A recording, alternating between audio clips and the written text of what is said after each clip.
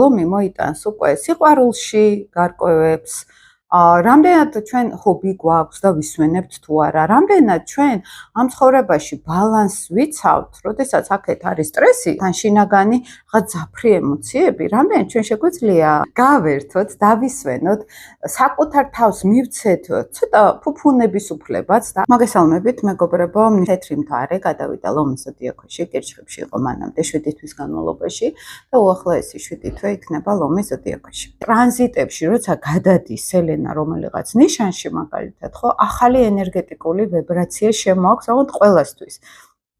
სადაც არ უნდა მყავდეს ახლა მე თეთრი მთვარე მაგალითად, როცა ლომში შემოდის თეთრი მთვარე, აქ უკვე გასაგები არის, რომ ეს ლომური ენერგეტიკა ჩემზეც გავრცელდება, ყველაზე გავრცელდება მაგალითად და ლომი ზოდიაქოს ენერგია თვითონ ეს უკავშირდება სიყვარულს, უკავშირდება ბავშვებს, შვილებს, შემოქმედებით ენერგიას და უფრო მაღალ დონეზე ეს არის დიდსულოვნება, ეს არის კეთილშობილება, დიდი, ეს არის შინაგანი კონსტრუქციული სიამაყე, აი როდესაც ვიცით, რომ აი ადამიანს რაღაც თავის პრობლემები აქვს და ჩვენ რაღაცნაირად დიდსულოვნად გავუგებთ, მაგალითად, დიდსულოვნად მიუტევებთ, მაგალითად და ლომი არის ასევე დაკავშირებული გულთან, როცა ჩვენ გულით ვცხოვრობთ და არა გონებით, მაგალითად, როცა ვავრცელებთ გარშემო სიყვარულს, გახსნილობას, ბავშვურობას, თვითონ ლომის თვისებები ყველაზე ნათელი ეს არის.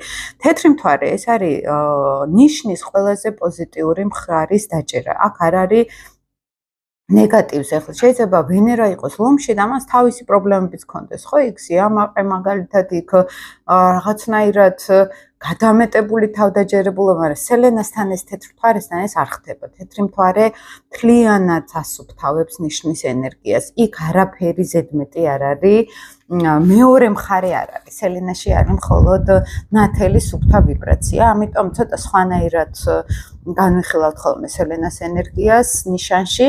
აი ეს ვიბრაციები ლომური გავრცელდება ახლა ყველაზე. უახლოესი 7 თვის განმავლობაში ფაქტიურად გამოცდასავით იქნება ჩვენთვის შევხედავთ თუ არა ჩვენ მაგალითად გულით ვცხოვრობთ თუ არა.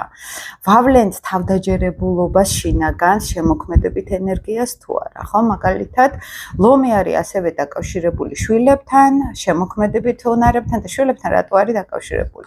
ბავშვი თავისი ნატურით არის ძალიან გულწრფელი და გახსნილი. ის ამას თამაში უნდა, გართობა უნდა, ანუ არასერიოზულად უყურებს, ხო, გარკვეულწილად ცხოვრებას ბავშვი.